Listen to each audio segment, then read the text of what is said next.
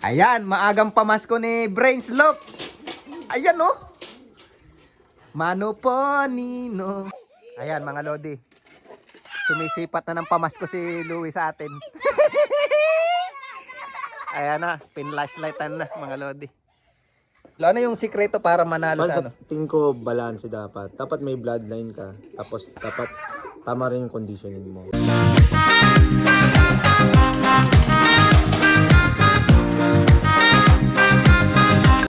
So yun mga kalapatids, nakita nyo na naman yung pagmumukha namin. Yan.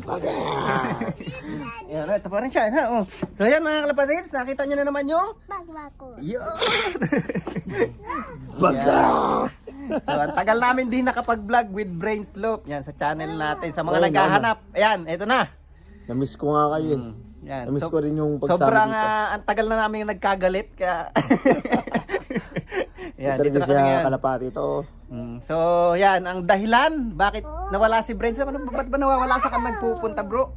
Eh kasi na-busy ako ngayon dahil marami akong ngayon events coming end of the year saka early next year. Saka meron din kasi akong coaching career dito sa New Zealand. So, hindi lang pagkakalapate, hindi lang atletang ibon ang inaanap, pati atletang atletang tao din inaano natin. So akala nyo kasi, katulad ko, nagbablog ako, yung iba nagagalit, bakit daw ang tagal ng upload ko, ganon, late na. Siyempre, hindi lang naman kami, Happy birthday, Esab. hindi lang kami nagkukuhan dito, hindi lang kami nagkakalapati. Tatrabaho din kami.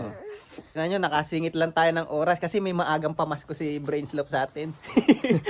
Hindi, so for now, Magpapahinga muna ako sa Ibon, pero hopefully by next year magsisimula ulit tayo.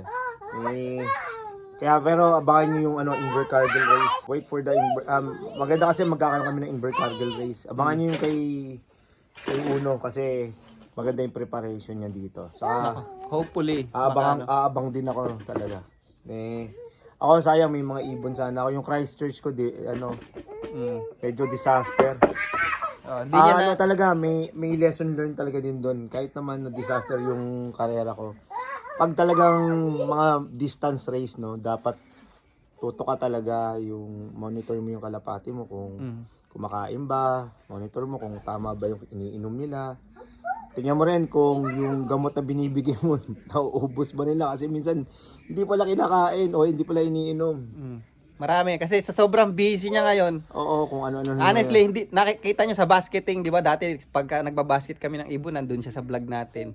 So naging busy siya kasi nga meron siyang mga extra job. Meron na siyang full-time job, tapos meron pa siyang extra job sa pagko-coaching ng basketball. So and then lumalaki na yung team niya. Kaya 'yun, syempre mas kailangan natin 'yun kasi mas kailangan namin 'yun kasi ayun yung doon kami kumukuha ng source para sa pambili ng patukan ng mga kalapate. Yung kalapate kasi nandyan lang naman yan eh. Diba? So ngayon, hinto muna siya. But andyan pa rin yung ibon, andyan pa rin yung lock niya. Yan, ayan, no? So, kung babalik pa rin. Yan. Hindi naman ako totally mawawala. Baka makapaglipad pa rin ako tayo ng by early next year or pasulpot-sulpot lang. O kaya baka makikiabang ako kay Gerard. So, yun. Kaya, ayun yung dahilan bakit wala siya. At saka, sayang, gusto sana talaga maging involved dun sa this coming Hindi yung last na pigeon racing natin, yung especially Christchurch. Kasi saka kasi meron na kaming north and south section, maganda kasi yung katulad dito nanalo siya doon sa Federation race. So malaking bagay 'yon. Pero ang ganda pa rin ng season namin kasi unang-una siya nag-champion siya sa The Whole Federation, si Matet. Ayo si Matet. Tapos sumunod yung kapatid no, nestmate si Lotlot. Nanalo rin tayo sa Fed Race. Yan, so north section naman ako pero sa kanya mas matindi kasi 1,000 plus na ibon. Yan, at talagang hindi makapaniwala yung iba doon dahil history yun talaga as pero in. masakit doon. Abindin ko sa inyo na hindi nakauwi, na disgrasya din si Matet doon sa last race namin. Mayroon din akong isang ibon dito na pambato ko si Silver Bullet, nawalan siya ng paa. Kaya grabe rin, nalungkot din ako nung dumating yung ibon. Sabi ko, sarili ko parang feeling ko parang guilty ako na hindi ko binigay lahat para sa kanila. No? Tapos sinaba ko sila sa gera. Kumbaga parang nagpadala ka ng sundalo, kulang pala ng bala sila. Oo. Nagkamali talaga ako doon.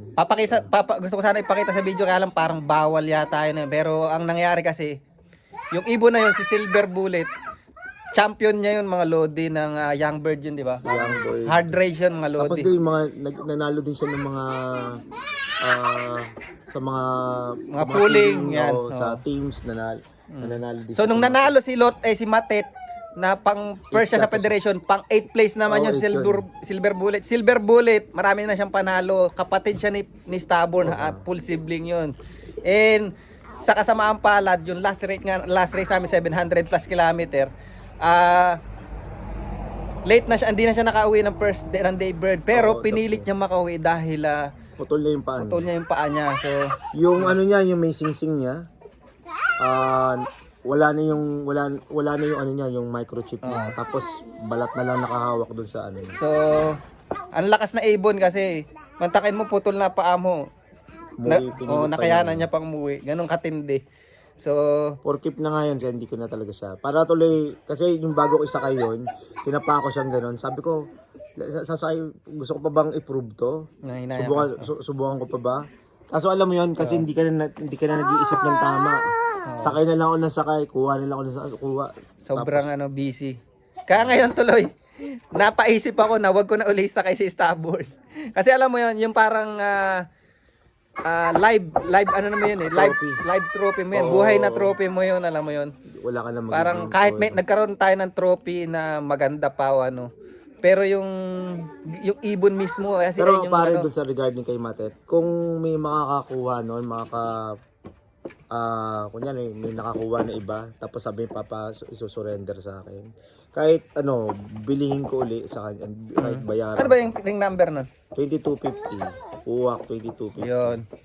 Pag merong may nakakuha nun, pag sinurrender o kaya whatever Oo. kukunin ko talaga. Pick up po. Oo, kahit anong mangyari. Sobrang kasi saka ay masakit pa, hindi niya na natutuhan yung ibon niya.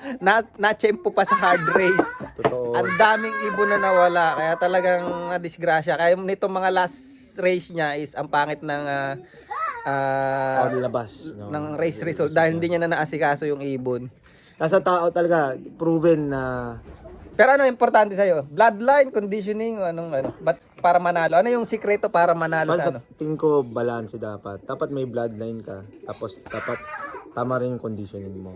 Pag napatapat ka doon sa conditioning mo na hindi angkop para doon sa ibon, malamang may kalalagyan yung ibon. So, Sablay. para sinabi mo, kahit na meron kang magandang bloodline, kung di mo na kondisyon ng maayos, wala na. Totoo. Kung di ka marunong mag-condition. So, yun. Ayos. Ang laking- Talagang, Pero sa akin, lesson learned talaga. Sabi na, kala ko kasi, yung lipad nating word, ang ganda ng performance pare, di ba? May nag-pooling pa, nag-team champion pa ako. So sabi ko, ang ganda pa ng sa ward pala yan. Nung nanalo tayo sa Ped Race, North Section, ng 500 plus kilometer yun eh. Siya naman, pooling winner naman siya doon, mga Lodi. Parang, sinong ibon mo doon? Nanalo na yun. Dalawang ibon yung sa Tubay-Tay. No? Nandurong kay Nandurong kay Ken Barache yan, nasa Wellington. Ayun, nasa bet na Wala, sayang. Ang dami niyang magagandang ibon na hindi niya naasikaso. So, pinabaya ko 2 weeks lang kasi preparation mo dun sa Christchurch. Ang nangyari, yung first 3-4 days ko pare, yung recovery ko sa kanya hindi tama. So yung tubig pare, napaka-importante yung iniinom nila. Kasi pag mali na yung iniinom nila ng tubig pare, yun din ang lalabas pare. sa akin naman, marami rin ako natutunan ngayong season. Ang pagkakamali ko naman, na overfeed ko. Masyado, kasi mahilig akong tumingin sa wind eh. Kung mahirap yung race, yung weather, masyado ako ninervyos na overfeed. Pero ngayon, adjust mo na lang konti. Abangan natin yung Timber Cargill. Hindi, abangan niyo yung Timaro ko. Nagkarga ako ng 3. Meron na tayong pantimaro saka 1,200 kilometer. Yan, abangan nyo. Wala ako sa Inver Cargill race kasi may ko. May Pero, not bad last year, parang 6 ba? Kinarga mo nun 4. 5. 5, nakapagpauwi siya ng 2 Inver Cargill, mga Lodi. First time niya naglipad ng 1,200. Ang iba, honestly lang yung iba hindi naman sa nagyayabang ako pero or proud lang ako sa mga ginagawa namin. Kumbaga, pinagmamalaki lang namin, proud kasi pinaghirapan namin 'yun eh. Yung iba talaga, how many years na sila nag-i-Invercargill, hindi nakakapagpauwi. Oh. Pero si Louie, last year, 5 yung kinarga niya, 2 doon, magkapatid pa. Oo, Nakauwi. Yan. Ano. So, Pero yun. sana yung isa pa, yung na kay Melfred. Kaso pinulot sa Wellington kasi tumukod. Tumukod sa Wellington. Yung Wellington is parang 400 kilometer away yun. Hindi marunong mag-bus eh.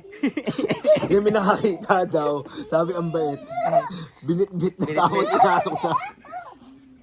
So yun, kaya ayun na yung mga dahilan. Kaya hindi kami nakakapag-vlog masyadong dalawa. So kung naalala nyo dati, last year. At isa pa, kami, training. oh, training, lahat. Lagi ako nasa kanya. Pupunta rin ako sa kanya. Ang ano namin, lagi kami magkasama. Kaso ngayon, nakita nyo naman. Paano kami magkakasama? Bumalik na si Dragon. Malodi. Yan. Hindi kami masyado busy na family ano tayo. Kaya Sobra. Kasi kailangan lahat din nating dito, balancein. Lahat ikaw gagawa dito, Wala kaming katulong no. Lahat. So, ayos. Di Good luck bale. sa mga maglilipad. Yan. Ngayon Invercargill, kay Warbach, of course kay Uno, kay Kaislop, sa lahat ng Western Union. Yan, sa lahat ng mga Pilipinong lilipad. Yan. Good luck. Good luck, Oldie. Okay? Yan, ayos. Boy, wala ka nang shoutout? Shout out sa lahat ng, kay Kuya Allen Karamihan nga Ayun, si Idol. Alin karamihan. Sa kay Sedel Lop TV. Yan. Kay Sedel. Yan, subscribe nyo yung channel niya. Yung sa mga Bisaya dyan sa Cebu, si Ken Ayuter. Sir, Ayos. nagpapanalo yung mga yun, grabe. Oo nga pala, ano, galing ano. Yan, may background music kami, yung dalawa. Tontuwa eh. So, yun. Kaya talagang sobrang busy lang talaga. Kaya hindi kami ano. Sa susunod. Next time na Sa lang. susunod, mas stronger, saka mas magaganda yung karera namin siguro. Siguro. Ayos! Ayan mga Lodi. Sumisipat na ng pamasko si Louie sa atin. Ayan na, pinlashlightan na mga Lodi. Ayan. Hoy, ang ingay yung dalawa. Ayan. So ngayon, para yung yung ibon kasi halos di niya maasikaso yung iba. Medyo magbabawa siya ngayon mga Lodi. Alright, ito pa rin naman yung look niya. Ang ganda pa naman ang look na ito. Gusto mo ba yung ano? Ikaw kahit ano. Hindi, inakay pala pare. Pag nagbigay ka, solid eh. Mantakin mo lahat ng bigay mo yata. Stabor nanalo. Lot nanalo. Grabe. Tara, doon tayo. Mga Lodi. Diyan na lang kayong dalawang ingay nyo. Ayan, maagang pamasko ni Brainslope. Ayan oh. Mano po, Nino. Mano po. May give me your phone. Mano po. Okay na?